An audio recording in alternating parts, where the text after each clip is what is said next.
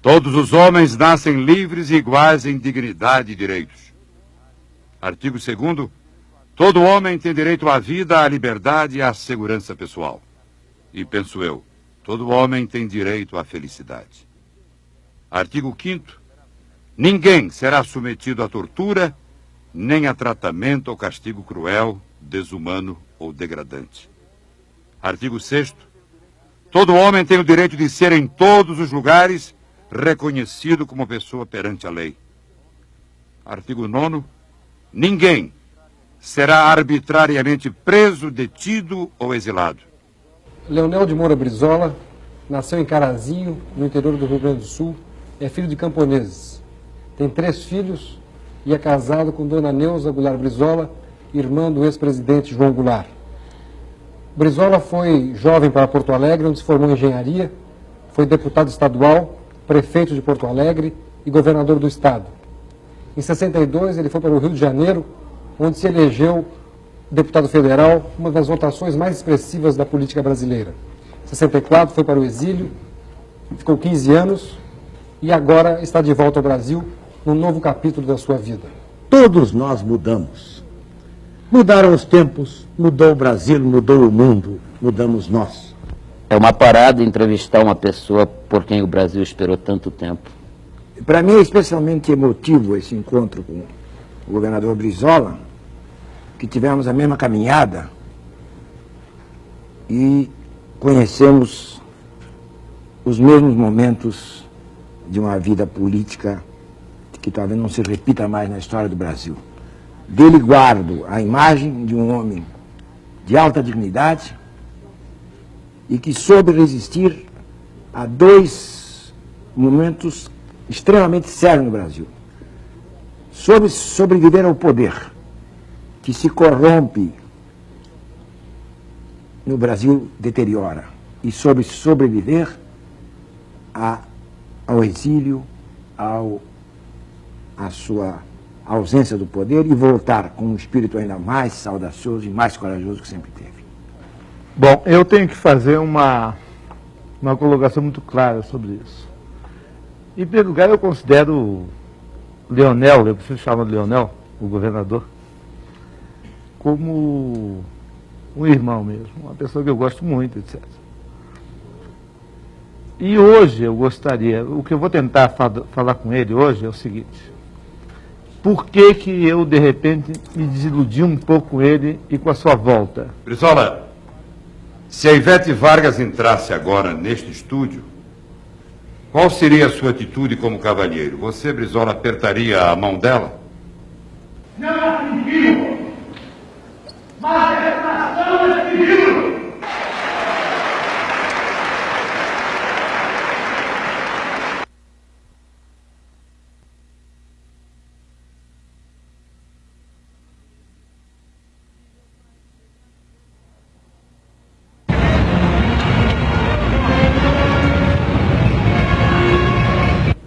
Se a Ivete Vargas entrasse agora neste estúdio, qual seria a sua atitude como cavalheiro? Você, Brizola, apertaria a mão dela? Eu não lhe negaria a mão, mas não partiria de minha iniciativa.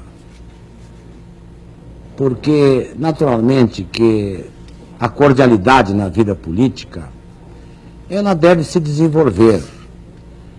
Mas em tudo há um limite, porque isto é em respeito a nós mesmos, especialmente à opinião dos nossos concidadãos. Eu não me negaria de apertar a mão dessa senhora, mas não tomaria iniciativa. Mas haveria o aperto de mão. Se ela me estendesse a mão, eu a estenderia, não tenho dúvida. Por uma questão de educação e de cordialidade. Brizola, sem nenhum impulso nostálgico, o Brizola que saiu do Brasil era o Brizola impetuoso, era o Brizola caudilhesco, era o Brizola da confrontação quase aberta com o sistema. O Brizola de hoje é um Brizola reformista, moderador, um Brizola de composição, Quem mudou, Brizola, o Brasil ou você? Olha, Samuel, eu responderia a sua pergunta dizendo o seguinte: todos nós mudamos. Mudaram os tempos, mudou o Brasil, mudou o mundo, mudamos nós. Porque se disséssemos que nós não havíamos mudado, nós estaríamos negando a realidade. Eu hoje tenho aqui muitos cabelos brancos, toda uma experiência que somamos durante esses anos. Mas o que é importante é conservarmos os princípios. Estes não mudaram. E, por conseguinte, em relação aos princípios, nós não mudamos. Quer dizer que, no essencial, eu me considero o mesmo. Creio que aprendi muito, não o suficiente ainda, porque quanto mais a gente avança, mais a idade nos chega, até mais concessões à dúvida nós fazemos. De modo que, eu lhe diria isto, que essencialmente eu me considero o mesmo. Em algumas coisas até avançando muito mais, como por exemplo, em relação ao meu inconformismo com a realidade brasileira. Eu hoje sei avaliar melhor a realidade brasileira, porque eu tenho uma visão do mundo. E posso, então, entender melhor este quadro perante o qual eu hoje me considero mais inconformado. Governador, o senhor declarou há poucos dias que a oposição não estava preparada para o poder. O senhor está? Eu acho que ninguém individualmente pode estar, se dizer, preparado para o poder. Porque o poder hoje é uma questão muito complexa. Por conseguinte, um homem só não pode fazer nada. Tanto que eu costumo dizer o seguinte, que de nada adianta elegermos um presidente da República sem ter atrás de si uma grande organização, uma infraestrutura. No caso, um grande partido político. Porque, do contrário, ele tem que dar um tiro no coração ou leva um golpe de Estado. Aí, governador, só um minuto. O bem ou mal, e eu não tenho nada a favor do presidente Figueiredo, porque não tenho nada a favor de quem não for eleito, bem ou mal, um homem, que é o presidente Figueiredo, está conduzindo esse país a uma abertura. E por mais que haja conspiração, e por mais que se lute contra ele, o fato é que ele está conduzindo uma abertura da qual o senhor é um fruto, a sua volta é um fruto. Então, em certo momento, no Brasil, onde o executivo é muito forte, onde o executivo exerce um poder maior até do que exerce os Estados Unidos, onde o Pentágono interfere, etc., a mão e a decisão de um homem pode conduzir o país a uma nova solução.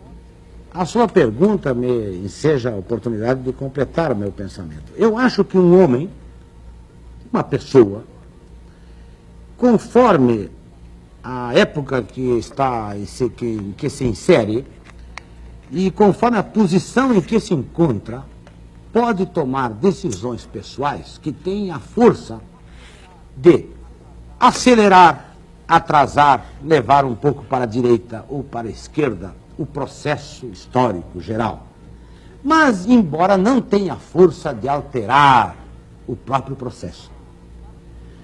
Assim, no caso do presidente Figueiredo, eu acho que realmente ele está em condições de dar um impulso ao processo de democratização do Brasil.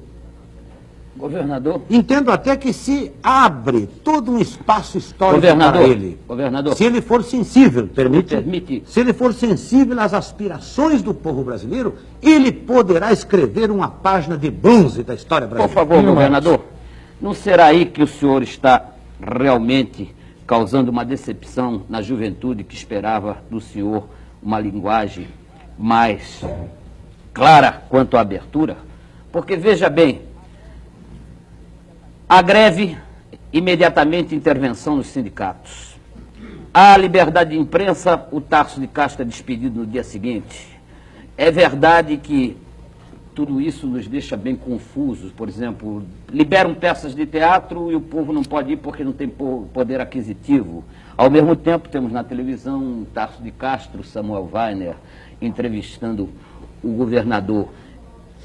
Esta dúvida que fica sempre para o povo, que abertura é esta, que vem de cima para baixo e é determinada por um homem só? Esta abertura é confiável? Na minha opinião, a abertura não está sendo determinada por um homem só. Eu, com a minha resposta, eu estou, de certa forma, preconizando que o presidente Figueiredo sacuda os arrelhos, como diríamos em linguagem gaúcha.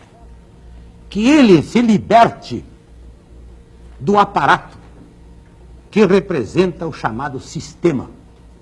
Este sistema tecnocrático e econômico que é responsável por esse regime. Eu tenho as minhas esperanças, cultivo as minhas esperanças, porque eu acho que, no fundo, ele é um homem de boa fé. E é possível que ele, num dado momento, corresponda às nossas expectativas. Que se torne o presidente de todos os brasileiros e não o presidente de um aparato. Mesmo sem ser eleito? Esta é a questão. Mesmo sem ter sido eleito? Mesmo sem ter eleito, sem ter sido eleito. Por quê? A sua presidência é o fruto, é herdeira do período autoritário. E o país está desejando um governo de transição da tirania para a liberdade, do autoritarismo para a democracia. E eu estou certo que, se essa transição se verificar por iniciativa corajosa sua, eu não tenho dúvida que o povo brasileiro o aceitaria como presidente de transição. Não presidente de um aparato, de um sistema que quer se perpetuar, que quer continuar controlando o poder e a economia, mas que venha a ser um presidente de todos os brasileiros. Mas permita, Isso governador... é uma esperança que eu acho que realmente existe, porque a personalidade do presidente e o seu temperamento é um dado nesse contexto. Samuel Por isso Weiner. eu não quero dizer que a abertura esteja correspondendo à nossa expectativa. Absolutamente No caso, governador, da abertura, houve algo que a deteve, que o impulso com que ela partiu fez com que, subitamente, ela entrasse num processo de quase estagnação. Até que ponto é a oposição responsável por isso? Quais os erros cometidos pela oposição brasileira que não permitiram que a abertura fosse além do que já chegou ao ponto em que estamos? Essencialmente, Weiner, considero que, embora possam haver erros na área da oposição, essencialmente a responsabilidade por este ambiente, por este quadro de perplexidade, de desconfiança e até de suspeitas em relação à abertura, essencialmente cabe ao sistema de poder. Porque a aspiração geral do povo brasileiro é que haja uma abertura democrática, haja reconstrução democrática do país, até para solucionar os problemas. A oposição também deseja. Creio que esta retenção, este ambiente de suspeita que se criou, se deve essencialmente pela pretensão, diria eu, esta pretensão dos que se encontram no poder de administrar a abertura de acordo com os seus interesses, buscando cultivar um continuismo que não tem razão de ser. Mas o fato é que novas forças emergiram nesses 16 anos no Brasil, tais como a nova igreja, o novo sindicalismo, a própria nova classe média. Aonde é que repousam as suas esperanças? Para não falar vagamente em povo. Exatamente. Em que campos, em que áreas desse chamado povo estão germinando as sementes da renovação democrática brasileira? Eu gostaria de dizer o seguinte, que na minha concepção, o situacionismo, quer dizer, as áreas da vida brasileira que foram responsáveis por estes 15 anos, 16 anos, é o ultrapassado. É possível que possa aí existir algum setor que venha colaborar nos novos tempos. Mas o novo está na área da oposição no Brasil. Aí estão os recursos humanos, aí estão os valores humanos que vão transformar e vão renovar este país. Mas como o senhor disse Dentro que a desta oposição área- não está preparada para o poder? Por Dentro quê? desta área é que eu considero que estão os recursos humanos. Quando eu afirmo que não está preparada a oposição, não quer dizer que ela não possa estar preparada amanhã. Considero que nós chegamos a um ponto, agora, em que seria possível todas as áreas da oposição trabalhar em torno de uma proposta alternativa de poder. O senhor diz isso porque o senhor Brizola, perdeu a- Está difícil. O senhor diz isso porque o senhor perdeu a sigla PTB? Brizola. Não. Difícil. Não. Independentemente dessa consideração. Brizola, Pois não. dizem que em Não, política você- você é um bom jogador de ataque. Só que de vez bem em quando possível. você faz um gol contra. Agora, Brizola, você tem a humildade de reconhecer aqui, neste programa, neste canal livre, os seus 13 maiores erros políticos? Só 3.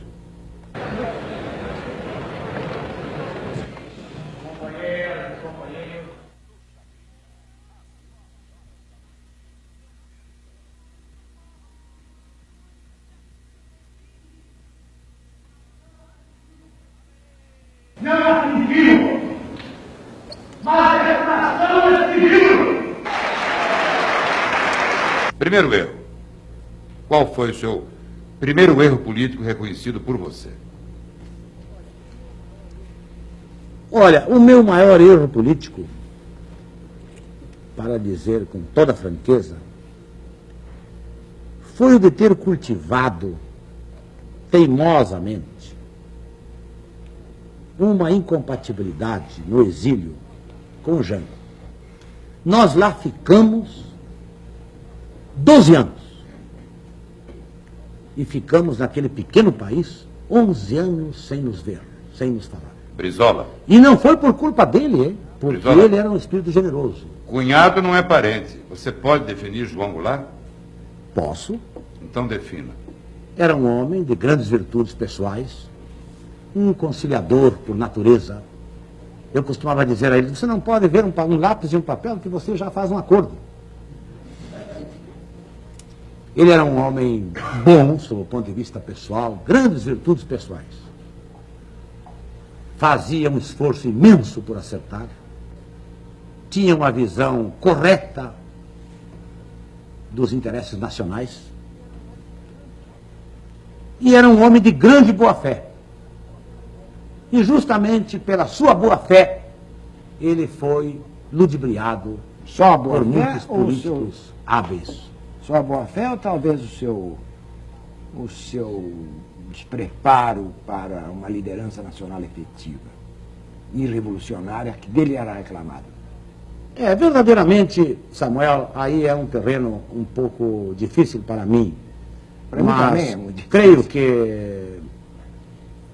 creio que João Goulart, se tivesse durante o seu governo, durante o exercício da autoridade que teve, as experiências que recolheu depois no exílio, eu creio que 64 não teria ocorrido. Perfeito.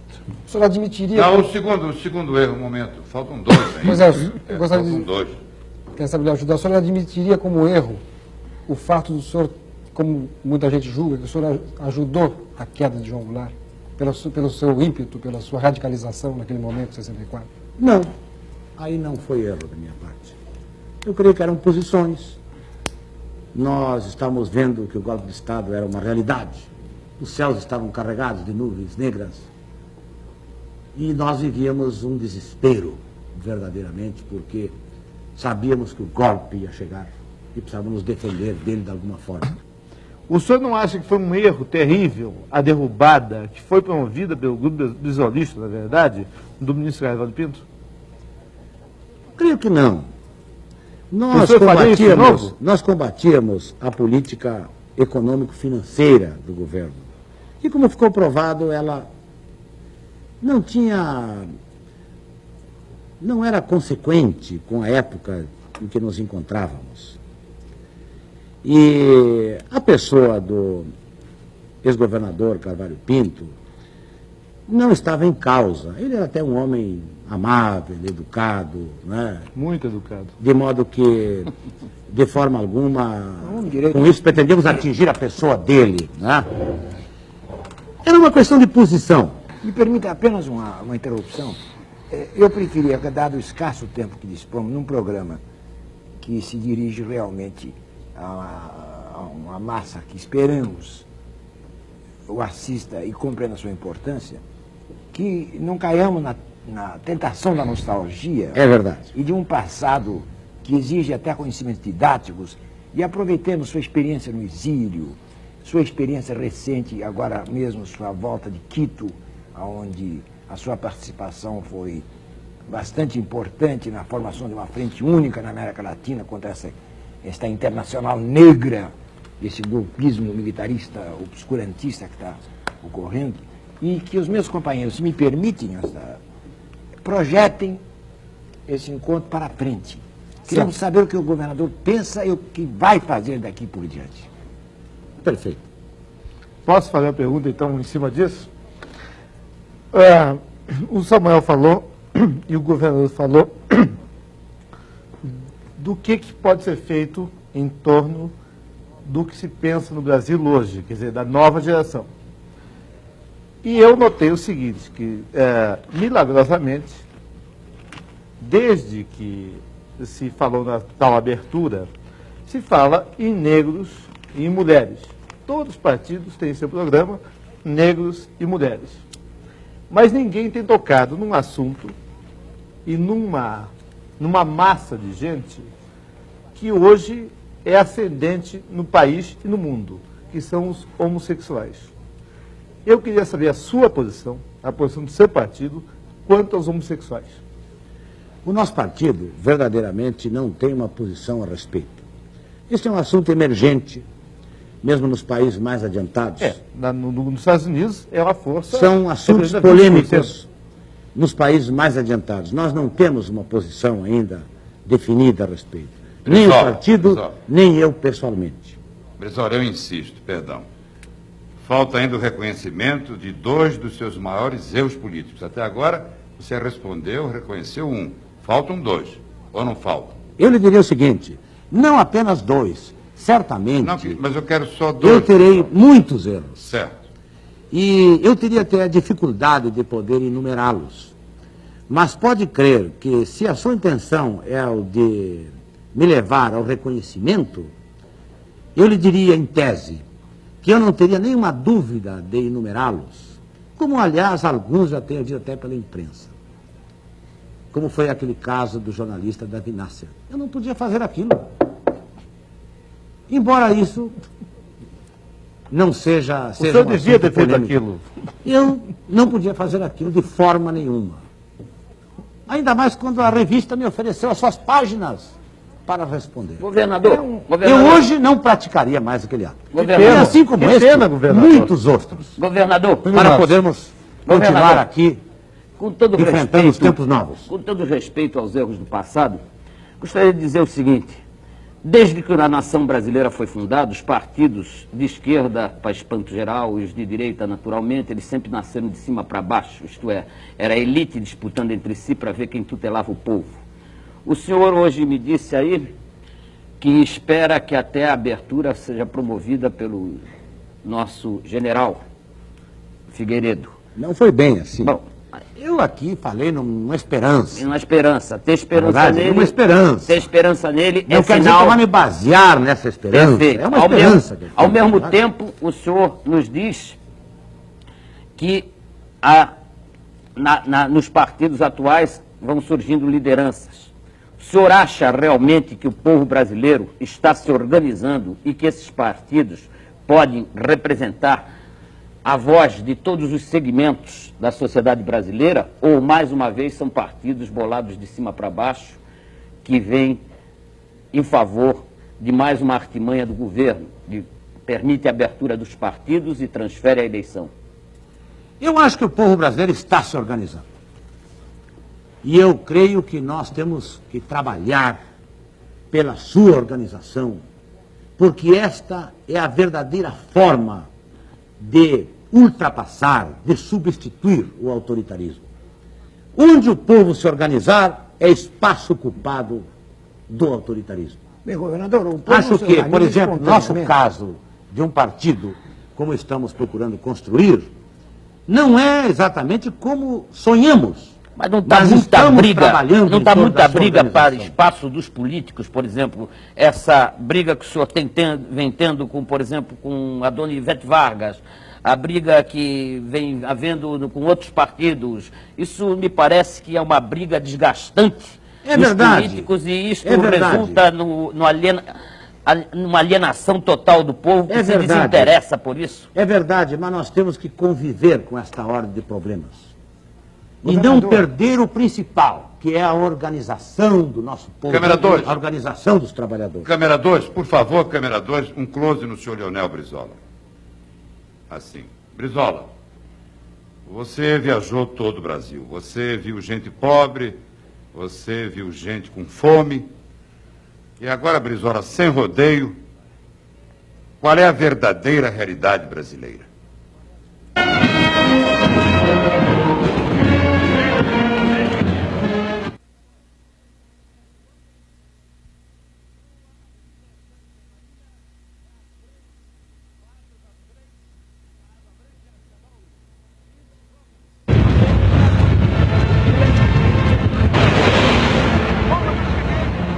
Pode dizer qual é a verdadeira realidade brasileira?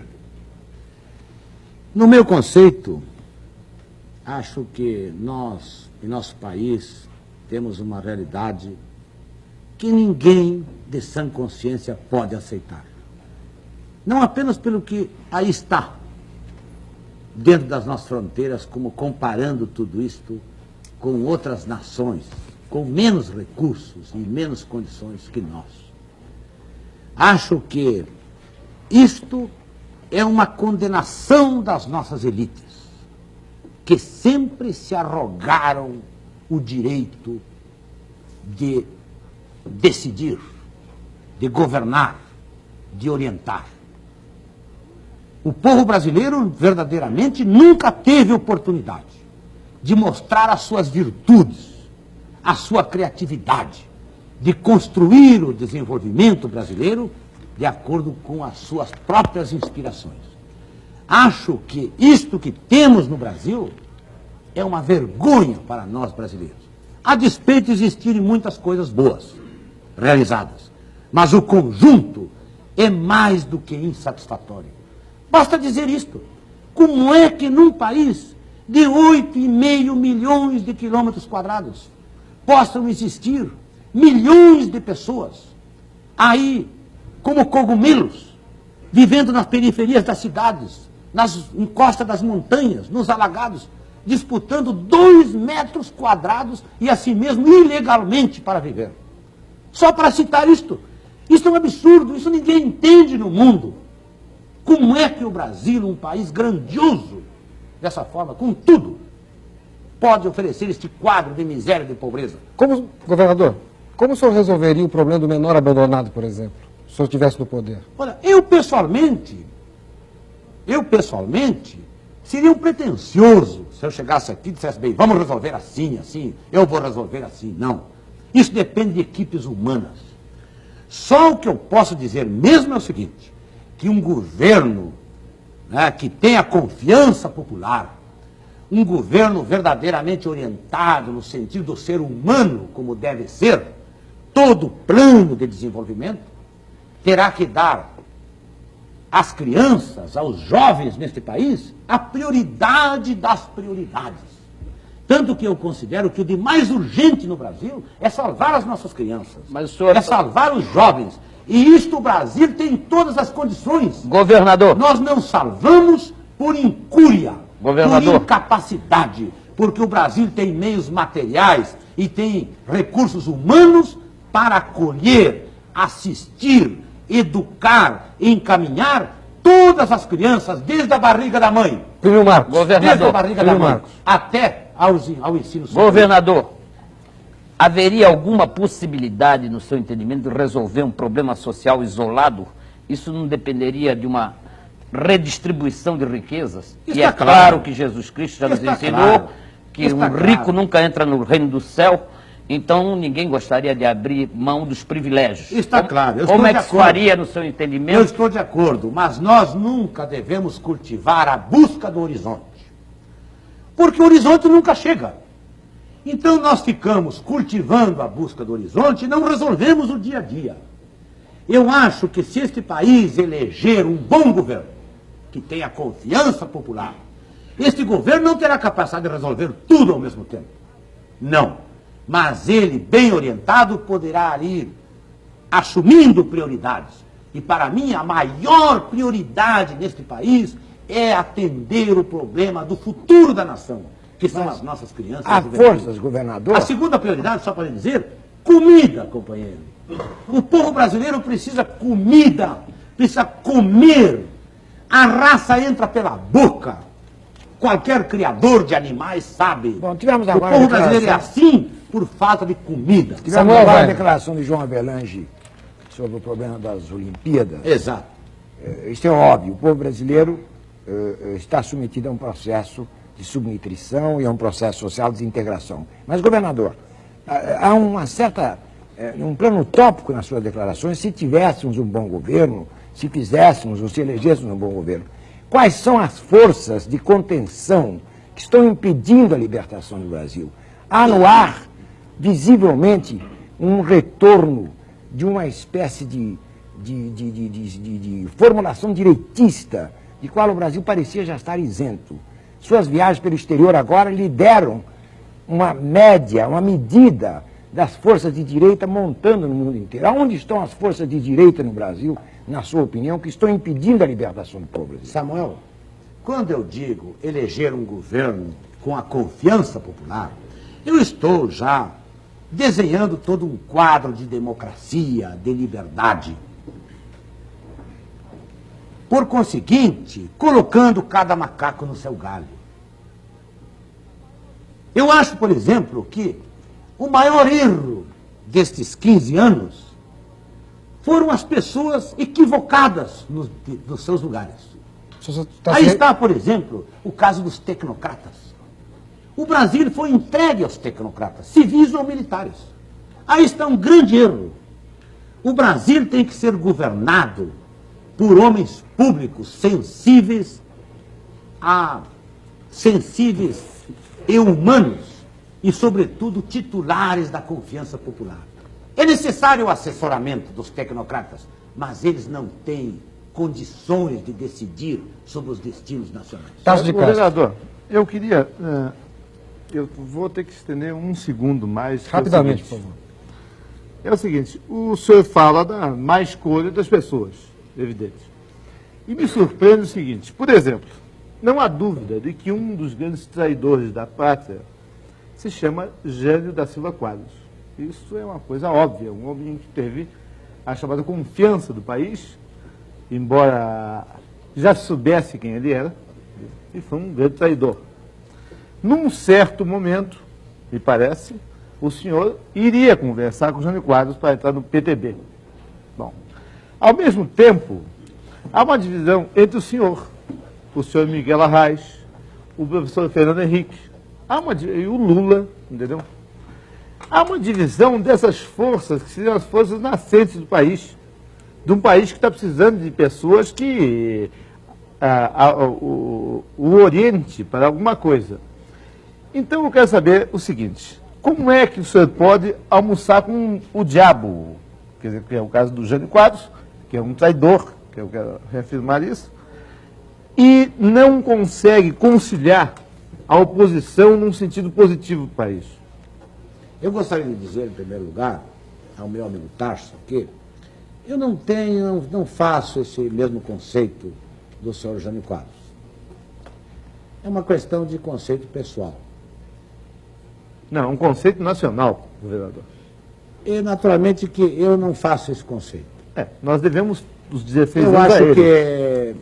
acho que, naturalmente, essas apreciações pessoais são bastante problemáticas, mas eu pude ver, acompanhar em boa parte, os problemas em que...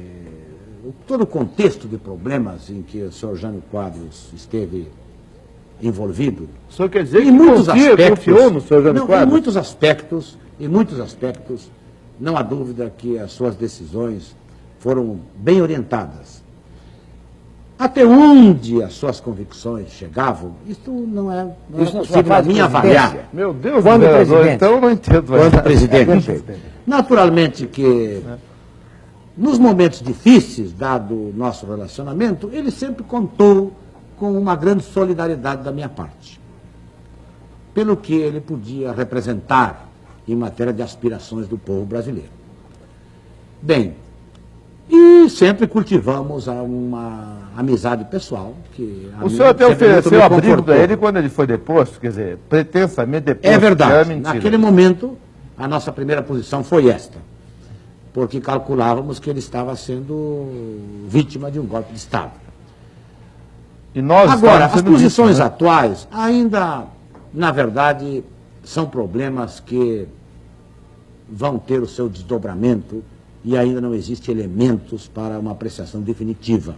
Se nós estamos sentados aqui nesse momento e bancas estão sendo bombardeadas, incendiadas. Esse é que é o real. Atos de terror estão sendo cometidos à luz do dia. E líderes nacionais sem a menor possibilidade de serem acusados de qualquer tendência subversiva são agredidos. Esta é uma realidade. E eu lhe fiz uma pergunta. Isso que eu queria Aonde responder, estão senhor. essas forças? Nesse momento, nos Estados Unidos, pode ser que seja eleito o presidente Reagan, que se presume que levaria a direita internacional a um impulso extraordinário. A sua passagem agora pela América Latina lhe indicou essa ascensão da direita. Governador, o que se deve fazer nessa emergência? Samuel, eu considero que nós temos que confiar nisto que se chama consciência nacional, que se formou no nosso país e cada dia mais se aprofunda e mais se amplia. Esta é a nossa garantia da democratização do país. Que conspiram, que existem bolsões inconformados de autoritarismo, aí estão, no conhecimento de todos. Em seus eventuais contatos Agora, nas áreas nós militares... necessitamos confiar nesta consciência nacional, que esta é a vontade do nosso povo, e cultivá-la, fortalecê-la. Eu não tenho nenhuma dúvida que o nosso país vai evoluir para uma abertura democrática real. Mesmo porque não há saída. A seguir com esta política econômica desses 15 anos, só ditadura. A política econômica vai levar a impasses incríveis na vida brasileira. E se nós olharmos mais para a esquerda, o nosso povo não vai assimilar. Governador, então, o no seu ambiente otimismo democrático nota 10, de reconstrução, governador. nós temos que justamente olhar com o futuro com Governador, confiança. governador, seu otimismo nota 10. Mas, por exemplo, as revistas internacionais estão dando que só um milagre divino salvará o Brasil. Time. O senhor realmente diz isso tudo, mas o senhor não só diz, nós temos que confiar, mas confiar o quê? Neste milagre divino? Não, Porque confiar nessa exatamente consciência nacional estas que se forças formou. de direita estão acanhando as pequenas forças que tentam se organizar. Eu não fui compreendido, Plínio, Verdade. por si, pelo seguinte: quando eu digo confiar nesta consciência nacional, eu quero dizer o seguinte, que especialmente a oposição brasileira no seu conjunto, que é a maioria da nação, só não é governo porque não se realizam eleições livres. A oposição brasileira tem que trabalhar em torno de uma saída alternativa de Eu tudo queria isso. botar uma coisa, Permite, coisa, que me não permite seja, aqui uma me coisa, permite, só, que só não um seja. esclarecimentozinho. O senhor não descontentes com oposição? Não há uma confusão nisso? Porque a nação está descontente, mas não quer dizer que ela faça oposição, porque ela está indiferente à política, ela está descrente da política. Sabe, isto que me parece grave, e esse detalhe é que eu estou tentando insistir com o senhor, porque o senhor fizesse um quadro do que está acontecendo hoje na política, porque eu tenho andado por aí também e não sinto que o povo esteja interessado nas brigas partidárias. E a direita avança, como disse bem Quando o eu me mestre refiro Samuel. em oposição, eu estou me referindo a isto que é a aspiração do povo brasileiro, e que se a oposição não interpretar, ela estará em distonia com essa vontade, com essa aspiração. Então eu diria o seguinte, buscar uma saída, este é o nosso esforço, terá que ser o nosso trabalho, que não seja nem insistir com isto que está aí, está, porque isso já fracassou. Isso é Por o conseguinte, sistema. nem admitir qualquer retrocesso, nem mesmo seguir numa situação como vai o próprio governo, que é um pouco titular de um sistema que numa dessa pode inspirar um retrocesso. Buscar uma alternativa que vá polarizando a opinião brasileira. Polarizando a opinião brasileira. Isso é uma prática que terá que ser realizada com todos os segmentos da sociedade. Buscar essa alternativa que ganhe confiança interna e que seja capaz de ganhar confiabilidade também da opinião O internacional. senhor acha que a oposição está hoje lutando verdadeiramente para que haja eleições municipais agora no fim do ano? Creio que está um pouco confusa. O Mas senhor está. crê, mas aí o seu otimismo não é Eu nota considero- 10, hein? É meio vacilante. Eu acho que realmente a oposição está. Este que me parece que, por exemplo, o senhor está falando numa linguagem de político que o povo não acredita mais, porque o senhor fala, temos que trabalhar numa linguagem alternativa. Mas essa alternativa é que não está vindo das lideranças. Por isso que a gente diz que, por exemplo, se esperava que o senhor viesse e tivesse uma alternativa. Se esperava que os políticos, quando começassem a falar, colocassem uma alternativa. Porque suponha, por exemplo, que a gente sabe que o povo precisa comer, precisa morar, precisa trabalhar, precisa do mínimo para viver com dignidade. E se vem um carismático de direita e joga essas pequenas coisas, que é o mínimo que o ser humano quer, não leva esta massa? Não corremos esse perigo? Não é urgente Os aparecer a perigos sempre opção? existem. Agora, nós brasileiros, nós temos que cultivar, temos que trabalhar por soluções realistas. É um sonho admitirmos que possa surgir um ayatolá no Brasil. Aqueles que pensaram que nós do exílio pudéssemos voltar como um ayatolá Ô, Brizola, estão muito enganados. Cometeram um grande erro. O Brasil é uma nação imensa, que precisa uma grande consciência daqueles que têm o mínimo de representação, o de esperança popular. E a democracia não é algo que nós possamos alcançar Brizola. através de golpes de mágica. A democracia, este ambiente de vida que queremos construir no nosso país, nós temos que construir no dia a dia, hora a hora. É uma briga em que todos nós temos que estar nela. Depois da sua volta, quais foram os resultados positivos e quais os negativos? O senhor fala muito em povo, em estruturas. Cadê essas lideranças nacionais? Quais são? Quer citar alguns nomes de líderes nacionais em condições de mobilizarem o povo para essa alternativa que, aliás, não está definida? Ou nós não temos liderança nenhuma? Samuel, as verdadeiras lideranças para essa fase que vai ingressar o Brasil vão surgir daqui para adiante. Daqui para frente. 82, por exemplo, se realizarem as eleições normalmente, nós iremos ter uma grande surpresa. Vai ser o surgimento de uma geração inteira que esteve à margem. Se chegarmos a 82. Você me perguntou, Samuel, uma coisa muito importante, que foram esses contatos recentes que eu tive há poucos dias, num grande fórum desta América Latina. Eu acho que existem ventos que vêm do norte em favor da democratização. E eu tenho a impressão Que ventos são esses? que Bolívia vai ser uma espécie, Esses são os cedos que vêm do norte, governo. uma espécie de área de decisão. Acho que o senhor já almoçou com o Jânio, ele está falando por metáfora. Não é por Entre metáfora, forças pode ocultas. crer. A sua convicção sobre 1982, ela se baseia em emocionalismo ou realidade? Acha que chegaremos lá? Acho que vamos chegar lá. Por gentileza, eu gostaria de ouvir a opinião do professor Fernando Perrone. Não admito, mas essa nação é civil.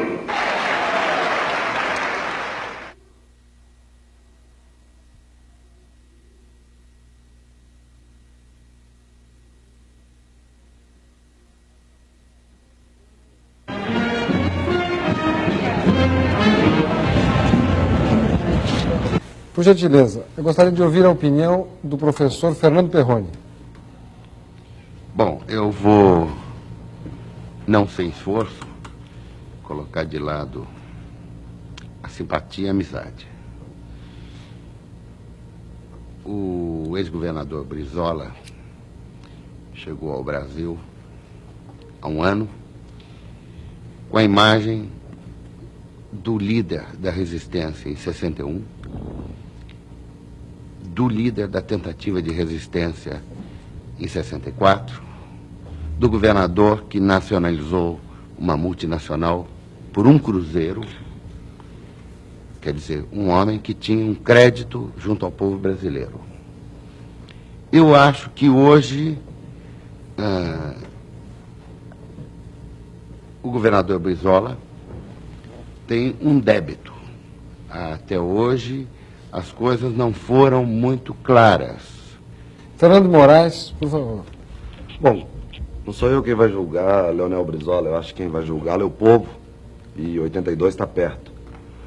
Agora, eu não posso deixar de revelar uma certa decepção, perdão, governador, porque quando o senhor foi tocado do Brasil, em 64, eu era um moleque de 16 anos, e um pouco antes disso enfrentei cavalaria em Belo Horizonte para ouvi-lo falar na Secretaria da Saúde, com Zé Maria Rabelo lá, e esperava que o senhor voltasse para se juntar a nós, para brigar contra esse regime e contra esse governo. Por gentileza, a publicitária Maria do Carmo Costa. Governador, eu acredito que a nação está cheia de expectativas. E o senhor que voltou para ampliar o seu espaço político, hoje deixou de aproveitar um espaço no meio de comunicação que não é muito comum aos políticos atualmente, para colocar as suas alternativas, colocar alternativas claras que venham de encontro aos interesses do povo e a necessidade de mudança aí dentro dessa perspectiva do povo atualmente. O ator Ricardo Hermani. Bom, como ator, a imagem do governador é muito boa. Lembro o Rex Harrison alguns anos atrás. Agora, quanto ao debate aqui, o Samuel já tinha dito, foi um pouco de saudosismo, e ele tendo ficado muito tempo lá fora, eu acho que foi omitido aqui a importância das relações internacionais no momento, principalmente no Cone Sul, onde o Brasil é um dos primeiros a apoiar a Bolívia, recebe o Videla, apoia o Uruguai, e eu acho que o Brasil não vai poder fugir, mesmo por uma questão interna do povo, ou de comida, ou de educação, vai haver uma grande influência que eu acho que será decidida em Washington após as eleições. Então, a Bolívia já se antecipou porque acredita no Reagan. Então, é a minha opinião que aqui se omitiu um pouco essa importância do Brasil internacionalmente no momento, principalmente no Cone Sul. O sociólogo Abdias Nascimento. Eu, ao contrário da maioria dos que falaram antes de mim, não estou decepcionado com o Leonel Brizola. Pelo contrário, eu vejo que ele realmente pratica no dia a dia este amor ao povo, esta busca objetiva dos caminhos que levem a toda a nação brasileira à sua libertação. E, sobretudo, ele encarna as esperanças. Eu não me iludo com o fraseado, talvez um pouco convencional do Leonel Brizola. Eu vejo é o que está realmente na base dessa linguagem. E eu vejo que ele está não trabalhando para o povo ou pelo povo. Eu estou vendo ele trabalhar junto com o povo, e é isto que a maioria dos políticos profissionais desse país não faz. Brizola. Assim que ele, além disso, está ajudando o povo a resgatar a sua face e, sobretudo, ao povo negro, resgatar a sua própria identidade, porquanto, neste partido, eu já tenho visto a documentação onde se assegura ao negro do Brasil a se resgatar deste chicote que lhe bate no lombo há 500 anos e que nenhum outro partido de oposição enfrenta com esta coragem, com este valor cívico de Leonel Brizola. Brizola, você concorda com todas essas opiniões? Nós estamos dando a você, Brizola, o sagrado direito de defesa. Você concorda? E exercer o sagrado direito de defesa? Não, sim. se você concorda com todas essas opiniões aqui emitidas agora. Eu respeito as opiniões, mas eu gostaria de dizer o seguinte, que a mim ninguém fará radicalizar. Eu ia agregar à sua pergunta anterior sobre os erros, um dos grandes erros que cometi e que todos nós da esquerda brasileira cometemos, que foi o de não levar em conta a confiabilidade da classe média.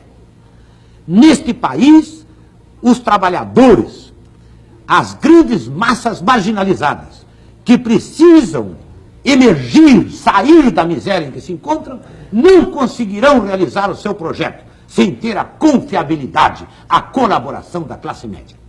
Aqueles que pensavam que eu poderia voltar ao Brasil como um ayatolá, como um profeta, cometeram um grande erro. Porque nós precisamos rever tudo o que fizemos no passado, recolhendo dele o que teve de bom, para construir o nosso país. A mim ninguém fará radicalizar. É um grande erro. O povo brasileiro não quer radicalismo. O povo brasileiro quer políticos que trabalhem ombro a ombro com ele. E não que vivam por aí como liberais, embora falando uma linguagem de esquerda. No fundo, querendo construir aparatos. No fundo, querendo mandar no povo. Ninguém conseguirá fazer deste país o grande país que sonhamos se não trabalhar juntamente, ombro a ombro com o nosso povo. E é isso que eu pretendo fazer. Radicalismos, eu elimino da minha frente. Aliás, existem duas áreas neste país com as quais eu não quero alianças. Sabe quais são? São com os comprometidos com o imperialismo e é com a pequena burguesia radicalizada. Estas duas áreas, eu creio que são nefastas para o desenvolvimento político e democrático do povo brasileiro. Declaração dos Direitos Humanos. Artigo 1º. Todos os homens nascem livres e iguais em dignidade e direitos. Artigo 2º. Todo homem tem direito à vida, à liberdade e à segurança pessoal. E penso eu, todo homem tem direito à felicidade. Artigo 5º.